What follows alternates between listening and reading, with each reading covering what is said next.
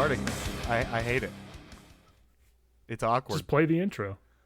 Well, yeah, I know. But it's just like we're talking, then I have to obviously switch to saying a thing that would never happen in a natural conversation in any way, shape, or form, and then act like it did happen in that exact manner, but it definitely didn't. but yeah, welcome to 2 Decades Too Late. I am Brad, sitting here with Josh. What's up? And this is the podcast where we review albums that are turning 20. And this episode is fucking awesome because it is Blood Has Been Shed Spirals. So, yeah, I'm really happy. I love this. I fucking love this album. And I've loved it the whole time. I still have the original CD. I didn't love this album. I didn't love it the whole time. But having to listen to it for this, I have started to like this album. Yeah, good. That's great. Like, and it sucks too. Well, I'm probably getting ahead of myself. So, if you haven't heard of Blood Has Been Shed, that wouldn't be entirely weird. Except, I guess, Howard Jones is just so famous in the metalcore community. Maybe this, like, was caught in that gravity, and people, by and large, do know who Blood Has Been Shed is. He's been in a couple bands though, like obviously Killswitch, but like if you're hearing him in Killswitch, you may not be searching out other Hojo band like, oh man, I need me some more of this. You're just like, oh, okay, I really like Killswitch. Yeah, true enough. What was Light the Torch's name before that? Devil You Know. That's what it was. Oh, okay. That's the one that I always forget that I know he's in a band but can never remember the name of. Yeah, well, I want to say Devil You Know, there was like some sort of legal trouble between the drummer and the rest of the band, and so they had to change their name to and that's where they started Light the Torch. It's the same members minus the drummer. Gotcha. Yeah. That's weirdly kind of reminiscent of how Blood Has Been Shed got started. I was trying to follow their history, and it's like, oh yeah, these two people had this band that became this band when this third person joined, and then it was this band, and then somebody like sneezed one day, and then it was Blood Has Been Shed. Right. I mean, that's fair. That is like a decent summary because it's convoluted. I mean, I don't know. It's as convoluted as any band starting out when you're probably teenagers. Yeah, I was going to say, how does any band start? What did Shadows Fall start as Overcast, or was that a different band altogether? Different band altogether. And Overcast was like, yeah, the Shadows Fall vocalist and like the bassist of Killswitch, I think. They were Overcast, and then who was Adam D's band that was actually pretty big, and like his brother was the vocalist and he was the drummer? Oh man. I'm out of my depth here. It's a lot. There's a lot going on there. Weird, but y'all get the point. Yeah, people switch around, names change, yeah, bands move on, stuff. Right, because like so, Blood Has Been Shed started in '93 as Release, which is a stupid band name. I mean, yeah. I don't know, maybe in 1993. Sounds like a default song. It does sound like a default. Release. They started in Columbus, which is weird. I forget that Howard Jones is from Columbus. Same. Then they changed like 3 or 4 times, went to Connecticut to where I guess the guitar player was from. And so I think Blood Has Been Shed started in 97 in Connecticut. That's really early on for a band that ended up sounding the way they did. Like, I wonder, I would be really interested to hear what that was like at that point. I assume it was just hardcore. Also, I had no idea how much touring Blood Has Been Shed did. They toured a lot. Yeah. Like... Yeah. No wonder people were so aware of Howard Jones when Killswitch Engage came knocking. I had a very big blind spot to that because, like, man, they toured with everybody everywhere. Yeah. Well, I mean, bringing out albums every 2 to 3 years, it's album tour, album tour, yeah. album tour. Yeah. And like, well, and with them too, it is kind of interesting. This is really why I'd love to hear what they sounded like in 97, because even their very first release, which I cannot think of the name of, I know Novella of Uriel was the second. First was I Dwell on Thoughts of You. That's right. It's not that far from Spirals, like the music style. It's similar-ish. I mean, there's a clear evolution over the three, but it's not so ridiculously different. Right. One of the reviews I found basically just said like it's a more dissonant version of their previous two releases. Yeah, that's fair. Oh, okay. I know what I'm getting. Yeah, exactly. And yeah, so with Spirals, when that ended up coming out in 2000, I wrote it down and cannot remember. Brad, June 27th, 2000. the show's 2 decades too late. Well, I was looking. What year did it come out? Fair enough. I guess what I meant was the date, but yes. And that was a part of that's stupid. That's really stupid. Not cutting it. Not even cutting it. That is how I got there, and you know it now. You all know. And it was on Ferret, and it was just that whole trust kill victory Ferret just metalcore extravaganza that was 2000 to 2007 or something, I would say. Yeah, it was definitely a vibe. Yeah. But I'd say this stood out for the time. Yeah. I mean, you had a lot of like smaller bands doing stuff like that was weird, like Tony Danza's tap dancing extravaganza and all those. Yeah. There are a lot of weird stuff going on, but I don't remember anyone having like the weird stuff and the hardcore pretty well blended like Blood Has Been Shed did. But yeah, that's when the album came out. What ended up being the lineup? Because I mean, they had not as many as a lot of the bands in that time period, but a decent amount of members that like I know one of the dudes was from Bury Your Dead and Diecast and all kinds of stuff. But what did the lineup end up being for Spirals? So it ended up being Howard Jones, obviously lead vocals. Corey Unger was guitar and backing vocals. Interesting side note on him. Apparently, he did a lot of the heavy lifting as far as writing goes for this album, because Hojo joined Killswitch in 2002 and was like subsequently touring with them. So not a major contributor. John Lynch on bass and Justin Foley on drums, who later joined Killswitch in 2003. But man, if there's probably only a handful of people who could hold this album together from a percussion standpoint the way that he does. Absolutely. And it's funny too, because like I mean we'll get into it more when we do the actual review, but they're proud of that guy being their drummer. The drums on that are way too loud. I mean, like when he hits a tom, it is like it's brutal. Like it is super brutal. It's fine. It's not mixed poorly or anything. I mean, Zeus did it and he's very good, but even still, like, yeah. But yeah, to your point, Howard Jones joining Killswitch in 2002, I mean, obviously they released Spirals after that, but that pretty much, I think, was the coffin nail in this band, more or less.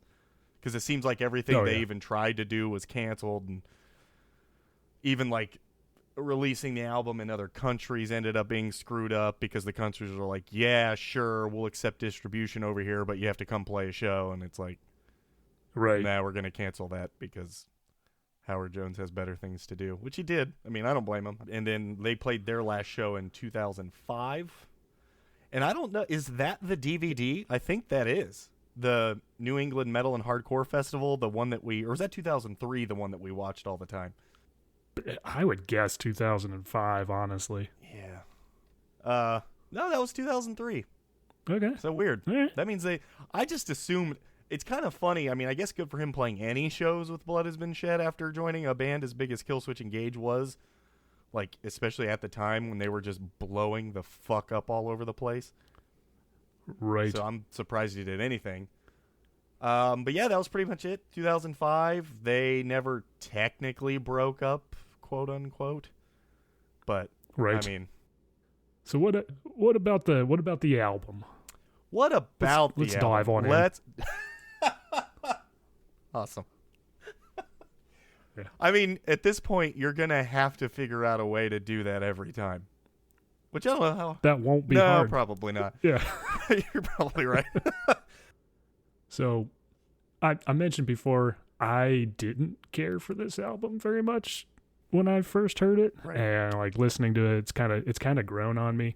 And actually, I agree with a couple of things in a review that I found. Is like one of them was like, you'll find yourself bobbing your head, even though it's not necessarily like catchy music. There's some catchy bits in it Right. that are like really catchy.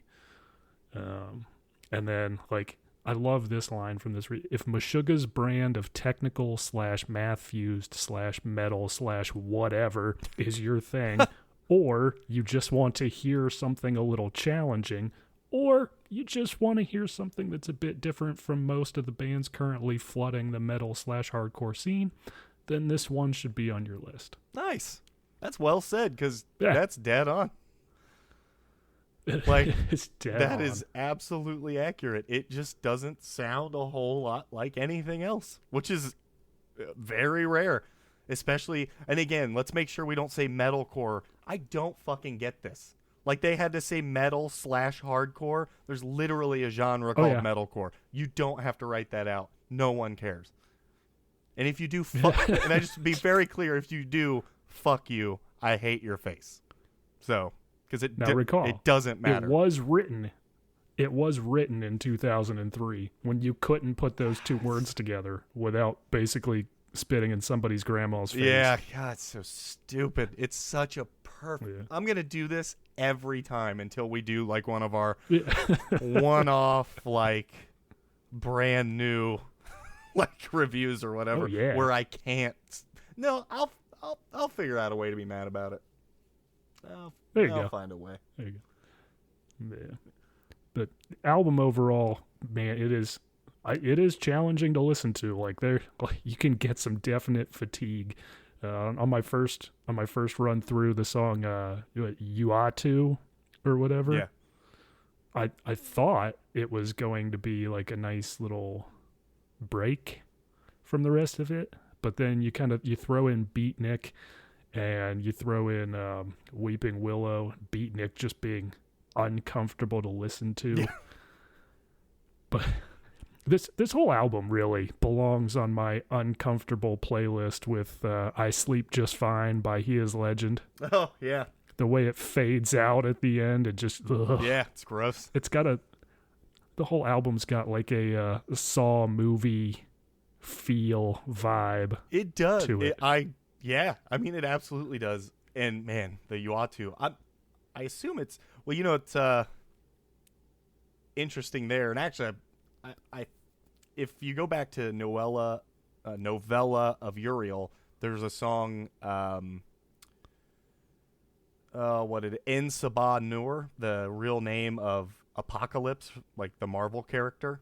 Oh, sick. Yeah, and the first song on this album, which just to put in perspective the type of band this is too a little bit, to like you've explained it perfectly. Honestly, saying it's like a Saw movie on an album is pretty good, because that is kind of how there's a lot of dread in it, even though I don't really know how to explain it. I enjoy it thoroughly, but you're definitely right. But this has The perfect word, dread. yeah, it's 14 songs, which I think by any measure is a shitload, especially now. I mean, it's like 10 songs is what you're getting on almost every album every artist makes that is within Right. the hardcore metalcore world or whatever it is. But it's 35 minutes long, 14 songs, and shorter than like most albums. Like even the really pop kind of forward metalcore bands like Memphis May Fire and stuff like that are really specific to their song structure and it's catchy and all that stuff, which I like that too. But even those are generally a little longer than that, and they are only 10 songs tops. So it's like, man, they were Right. We're gonna do Hidden Hands of a Sadist Nation, and it's gonna be a study in contrast to this album. Just unbelievably, it's 10 songs and it's over an hour long. right. Well, and yeah, it's so funny because like I'm actually glad that we're doing those in the order that we are, because this, to your point, this is just dramatically different. I mean, and you technically could almost land them in a similar genre. It's not like, if you were just to put it on paper, it wouldn't seem that they'd be so far apart, but it's just not even, it couldn't be more different. And honestly, I don't know just nothing else sounds like this. And I definitely can't say that about Darkest Hour. No offense to Darkest Hour, but right. Yeah, I mean Rain Man's got this like Logic of Crocodiles riff in it. Uatu has a jazzy little ditty in it. Shout out to Zombies Ate My Neighbors, wherever you are in the world.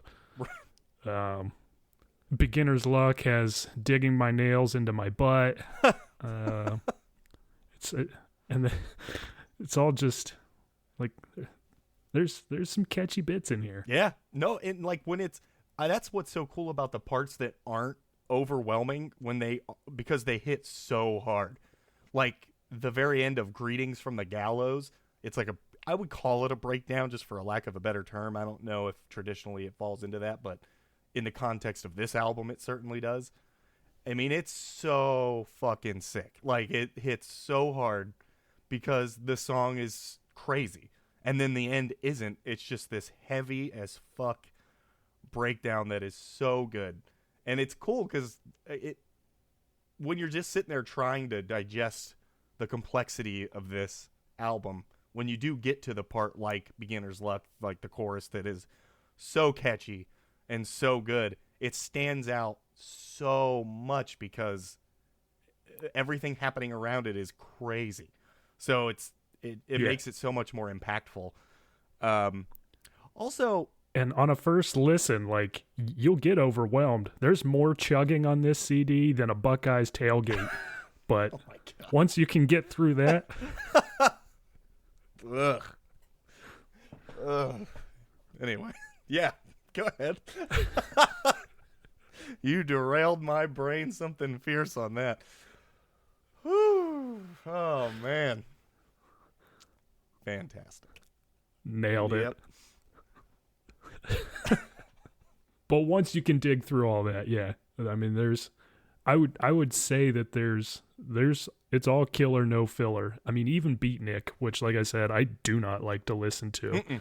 But the fact that they bleed it straight into Beginner's Luck and switch from the bell melody to the guitar riff, picking up the same beat, genius. Yeah, it's amazing. Like, that's the thing. And I remember, I will say, way, way back when I got this album, I mean, I got it when it came out because they had that She Speaks to Me music video came out on, like, Uranium or whatever. And I pretty much went out that weekend, I believe, and got the album. And I listened to it in my car all week with the CD. Like, I just purposely, I was like, nope, I own it. And I'm surprised my CD player can read it because it is so fucked, but it doesn't skip. So I guess kudos to my car's CD player. And it's weird my car even has a CD player, but it is weird. Yeah, it's great. And what I was saying is back then, the whole Beatnik thing, I mean, I was so over my head, but I played it and I was like, wow, this is uncomfortable and weird as hell. And like, honestly, I think what they did is like, holy shit, Justin Foley has a degree in percussion, like a master's degree in percussion. Like, I actually think that's real. I think he went to a music college and he legitimately has a degree in that. And they're like, so you just put together this thing. Yeah, you do what you want to do on this and it'll be weird and uncomfortable, and then we will play maybe the most catchy song on the album in Beginner's Luck straight out of a crazy time signature that makes no sense to me at all. And at times I would never want to say that Howard Jones didn't give his all for an album. I have no idea. I don't know him as a person. He seems to have a solid career and people who are with him seem to stay with him. So he's got to be giving it his all and all that. But there are definitely times on this where it feels like he doesn't know what the time signature is and he's just putting his lyrics to it in just a haphazard sort of, like, I've listened to this album 10,000 times, and there are only like 7 total lines of lyrics that I can remember the pattern to, because I don't know what he's doing. I'm like, how is that where you landed on that vocal pattern? And if it's on purpose, I mean, whatever. We all write and do music in the way that our brains want us to do it. I get that. But man, I can't follow the logic on like 90% of the vocal patterns on this thing. I'm like, is he following the beat, or is he's got the words, he's saying them, and it just so happens he gets through them in the time he needs to. It's like, you're right. It's a simple division there. Just, I've got this many, and I'll just say them. Yeah, I know when I have to be done by, and yep. That's it. But it's still, it's awesome, and if it is on purpose, I'm very impressed, because I don't get it at all. But it just adds to the overall uneasy feeling of the album to me, because it's like you got these weird time signatures and patterns going on, and then the vocals aren't even helping tie it together in a rhythmic way. It's just no. It's like 4 legs all moving in different, like at different speeds and in different tempos, but somehow going the same direction. Yeah. I mean, it is, honestly, and you said it already, but if it wasn't for Justin Foley playing drums on that, I have no idea how they would have pulled that off. Like, they wouldn't. No. I mean, I'm sure there I'll just say it. Right. I mean, I'm sure there are dudes. I know Matt Gartzka from like Animals as Leaders could probably do just fine, but it's just, he is the reason there's any sort of linear thought process for this thing. Also, the Marvel thing, by the way, which I guess Howard Jones must be a Marvel fan. Age of Apocalypse is an apocalypse like storyline, so I'm assuming that's where that's from, if he had his real name on the Novella of Uriel album. But then also that you ought to, and again, I'm probably, if anyone ever listens to this, I'm sure someone's gonna be really upset. Right. Is The Watcher from the What If cartoon, if you've watched that, the Marvel What If, that's his name. So he clearly has a lane there, which I dig. That's pretty cool. Yeah, so we got Marvel influence on this album, and then you've got Dune influence on Shai Hulud, obviously. Right. With I guess draw inspiration from wherever you get it. Yeah, fair enough. And I don't know which direction the inspiration is going, I guess, but I will say, despite me not understanding the vocal patterns in any way, the lyrics are so good. And I normally don't really care a whole lot about that. I probably should, but they are just written really well, and they seem like very poetic, and it's kind of funny to hear what he can do when he's not playing for stadiums and writing lyrics for like the mass amount of people rather than the small groups, because like as soon as you go to Kill Switch or Light the Torch or whatever it is, his lyrics are nothing like this. They're a lot more just surface deep and easy to remember and all that stuff, but these are like, I don't know what he's talking about half the time because they're so metaphoric and well written, but they're good. They're legitimately very good. I wanted to look up the lyrics and I just didn't get around to it, but I had a suspicion that they were either going to be like phenomenal and really go with everything, or they were just going to be like gibberish and not make sense. But based on how this album unfolded, I was leaning more toward them being actually profound and kind of a nice constant thread. And you kind of hit on it too, but not to say that Killswitch Engage's drumming isn't good or complex in its own way, right, but certainly not what everything that Justin Foley is capable of. Oh no, I mean, it's insane. The drums on this album are bananas. Like, and it helps when the toms are turned up to 10 billion, and they are just so goddamn loud that every drum roll that he plays is like just slitting your fucking eardrums into pieces. But so I want to talk about that, and I think that brings us to the review. Yeah!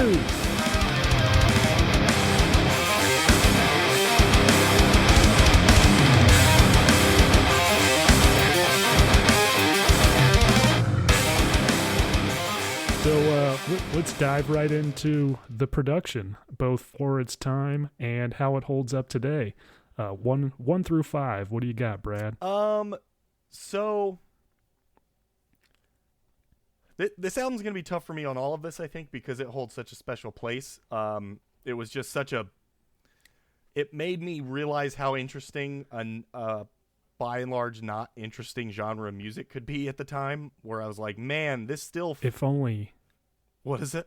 If only we had a specific category for that. I know, but I'm laying out the groundwork for the fact that if you listen to 20 of these, this is probably the one that's going to make me seem super inconsistent, because I just love it holds such a special place that it's hard for me to even be objective in some ways. I'm going to do my best. Yeah. But the production for the time I thought was really good, because there's so much weird. It's like, and again, there are gear nerds who are probably going to like want to die over this, but as far as I can tell, it's the Block 5150, which I think is the 5150 Mach 2 that every album at the time, especially I think by Zeus specifically, was recorded on. I love that tone. It takes me right to where every band that records with that, it always gives me a certain feeling. And at the time, with how heavy the guitars were and how much gain is on them and how much just gross chugging is going on at all times, which that is like almost not impossible to follow, but at times pretty difficult, it still all comes through. Like, the mix is Zeus crush. I mean, they sound like they're tuned to like drop A, and the drums are way too loud, but I assume at the time it's just like, wow, we have like the best drummer in metalcore, so let's fucking highlight the shit out of them, which I don't blame them. I would have done the same thing. But for sure, at the time, I thought it was really good, because you have bands like, just, what we talked about in Shai Hulud, that's kind of a mess of noise. This could easily be that, because they kind of write noise, but it doesn't come across as noise to me. Like, the production still, I can hear the guitars, I can hear what they're doing, I can hear what the bass is doing. And it's like, somehow with all of that, the production still managed to find a way to make everything stand out. So I think it was really good for the time, and how it holds up today is not bad. Like, with one caveat, yeah. And I know Joke went through every song and pointed out which ones had a pop filter on his fucking vocals and which one didn't, because it drives me insane. So I'm going to dock it for... He did. Dude, he did. They're all in red in his notes. It's brutal. So, like, Greetings from the Gallows, Rain Man, House of Fists, Beginner's Luck, Call Waiting, John Doe has the upper hand, and 612. None of those have a pop filter. And the one, House of Fists, oh my God, it's so bad. He says, I forget what the last, lyric is, but he's saying a word that starts with a B over and over. And it's just like, every time there's a B, it just explodes my speakers, because he doesn't have a pop filter. Or it sounds like he recorded vocals in 2 days. And in one of the days, he held a Shure SM57 just in his fist for some reason. And for the other day, he didn't. Anyway, that's probably too much information on that. I will dock it there, but I'm going to give it a 4. For at the time and how it holds up, because I mean, even with those inconsistencies, I don't find it unpleasant to listen to from a sonic perspective. Right. Yeah, I'm gonna be right there with you, man. I would not have guessed myself giving it this rating, without going back to re-listen to it. But you're dead on. Like, the production, I don't necessarily care for the tone overall sonically. Like, it doesn't hit my ear in a pleasing way most of the time. Sure. But you can hear every single thing that they're trying to do. Like, all the nuance is there in a way that, it just wasn't on the Shai Hulud album. Right. So, for its time, I would definitely call it exceptional. And how it holds up today, I can't imagine this album sounding any other way. Yeah. So I don't even know, if you probably can't do a better job of picking out those individual parts even today. Maybe you can. I'm sure you can. Things have gotten way better. Right. But I but like again, like I can't imagine it with a different sound, so I don't know that there's necessarily much that you could change. So like if you threw it in the mix with, I don't know, some album today, it still holds its own just fine, at least from a concept and like a highlighting of the musicianship in it standpoint. Yeah. I mean, I can find probably a dirtier sounding Between the Buried and Me CD. Yeah, I could see that. Well, Silent Circus absolutely was. Oof. Is that on our list? I don't know. I think it is. I mean, did that? Yeah, I actually think that did come out in 2003, so that would make sense. Spoiler alert. Heyo. So, what are you landing on? I gotta go with a 4. Sick. Yeah, I mean, I do have to dock it because things have gotten 20 years better, right? But not much. No, agreed, completely agreed. So 4 for both of us there. What are you thinking on the artwork?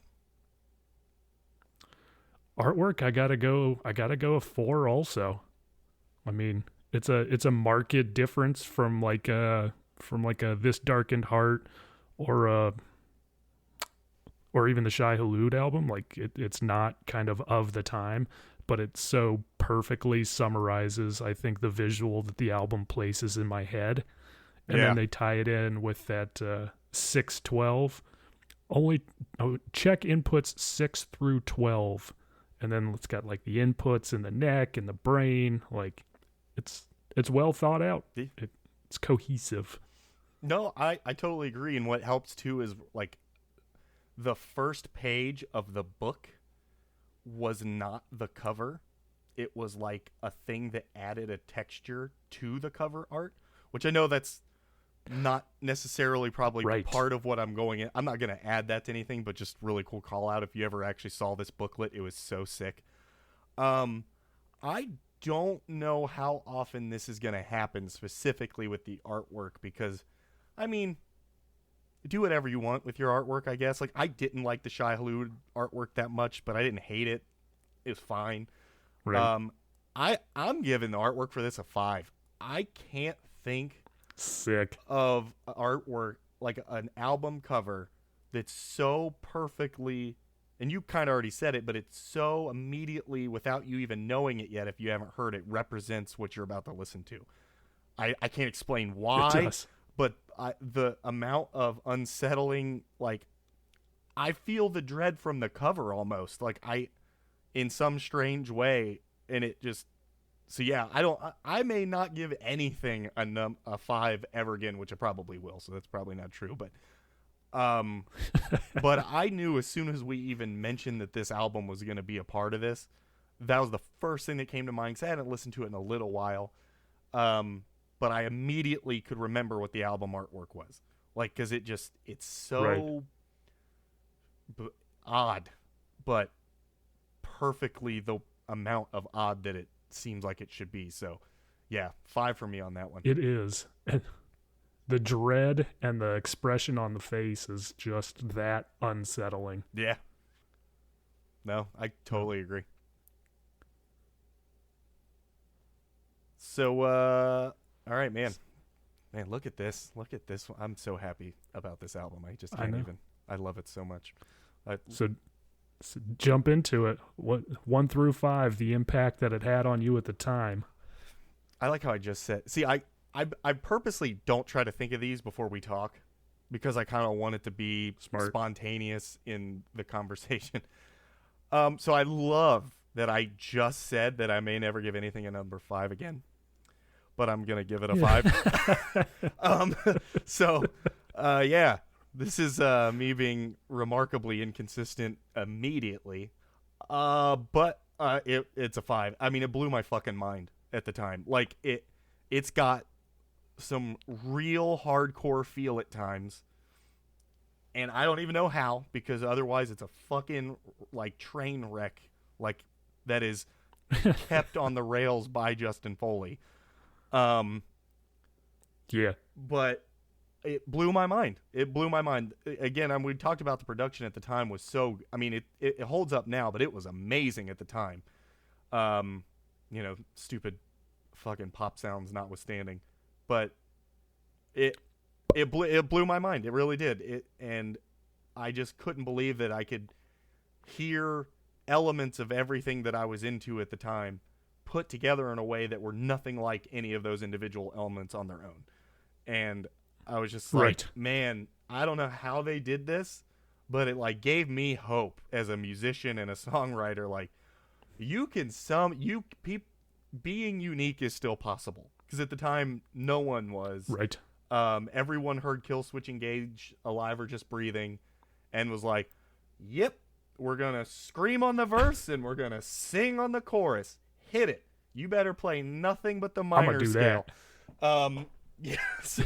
And Blood Has Been Shed came out during all of that and just didn't give a fuck. And they didn't go so crazy that it was insane and hard to listen to, like I already said, like some of the Tony Danza stuff and that whole like weird high note subgenre like See You Next Tuesday and all that stuff. It went just as weird, but in a way that was not completely unpalatable like a lot of that stuff was. So, man, the impact it had on me was huge. So 5 for sure.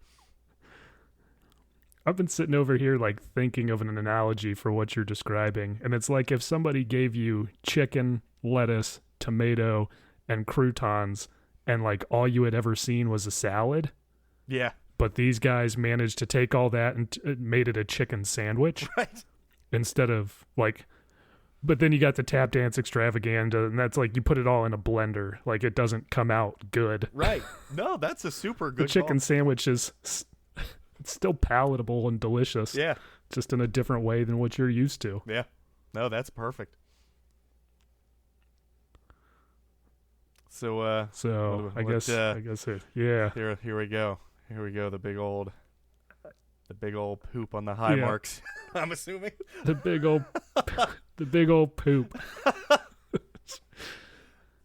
So impact at the time, I would have to give it a 1. I can't even throw on a 0.5, and that's probably just because of where I was at musically. I was the consumer of like the Killswitch Engage and I loved the we're gonna scream the verse and sing the chorus.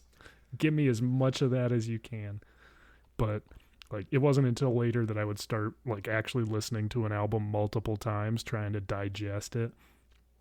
And yeah, I was familiar with Blood Has Been Shed, like Wet Work. I love that song. Yeah. But again, it's a more palatable version of what this entire CD was. right. So they really kind of cranked up the exploration, let's say. So Yeah. I kind of skipped over this one. Like I would always go back to Wet Work and then really not much further. So Sure. not very impactful at the time. And that's fair. It's one of those weird ones for me, which I can't even explain. It must have just hit me at the exact moment it should have. Because I'm with you at the time. I mean, I was really into all that kind of. I look back at it now and it's mostly just garbage. But like that See You Next Tuesday and all of that stuff, I loved that shit. It is pretty much unlistenable now. I mean, Beneath the Massacre is good, but they were just better at it even at the time than anybody else was. And I'm glad that they're still going. But Oh yeah. Same. yeah. So, but there were bands that were standouts. I mean, Dillinger is an obvious. I mean, you don't even really need to call it out. But, Right. so I was into that stupid shit too. So that was probably helpful. Right. But I'm with you. I love that metalcore, the Killswitch blueprint. And I mean, people still just they stuck with, and that's still what we're doing. So, and I love it. I consume all of it. So I agree. So it's a little strange that fell on me in the way that it did. But I mean, what's interesting though, I love that is so far apart, and that makes me super pumped to hear what you're going to give it for how much you enjoyed listening to it today. So listening to it today, I would give it a solid 4. Like, I mean, there's still the bits that are uncomfortable, but now I understand why they're there. Yeah. So it kind of makes it you can kind of take it as a whole, and then it's really pretty enjoyable. And again, like going back to a Shai Hulud or even like Hidden Hands of the Sadist Nation that I loved back in the day, going back on a re-listen, like that's a long hour, man. You could have cut about 15 minutes of this and it would have been fine. Yeah.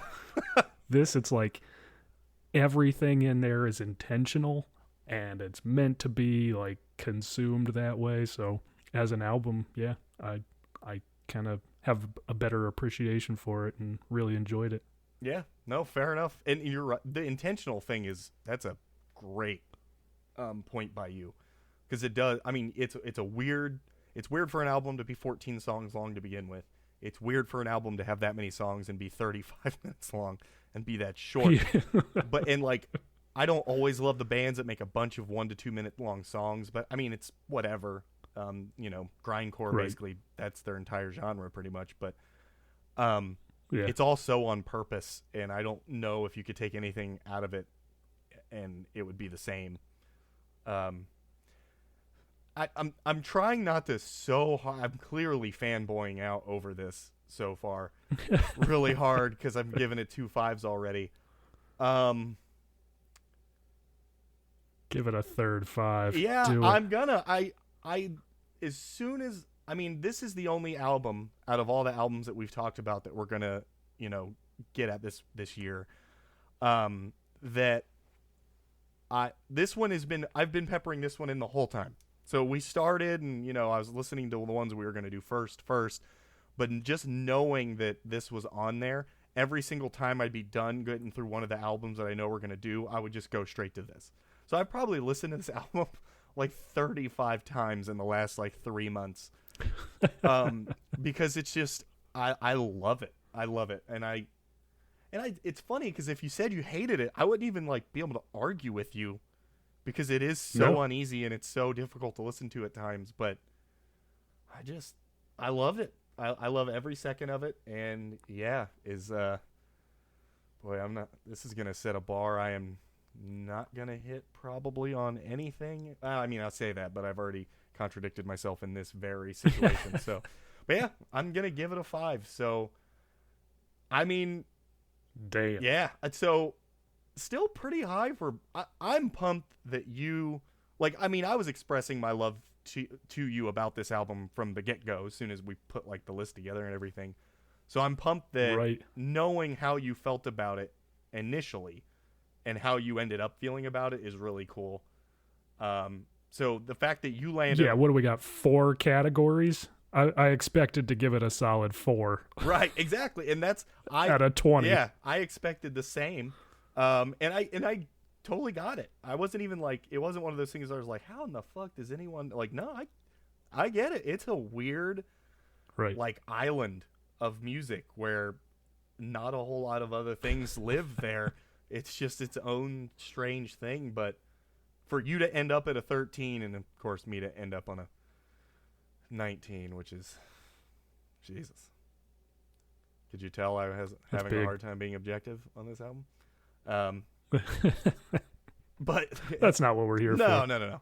But yeah, the fact that you had I expected to be between 15 and 20. I didn't expect you to hit 13, so that's sick. And also, I went through that too quickly. If you've never checked, what's that? So if I went through that too quickly, Josh ended with a 13 and I ended with a 19 for the overall rating for Spirals by Blood Has Been Shed. So if you've never heard of Blood Has Been Shed, maybe check them out. If you have heard of them but somehow missed this CD, we don't blame you. Go give it a listen. Maybe give it a couple of listens. Right. And you're going to need it. And let us know what you think. Yeah, I mean, you might hate it. And I get it. I get it. Yep. Despite my feedback, I understand that thought process. So with that, this review has been 2 Decades Too Late.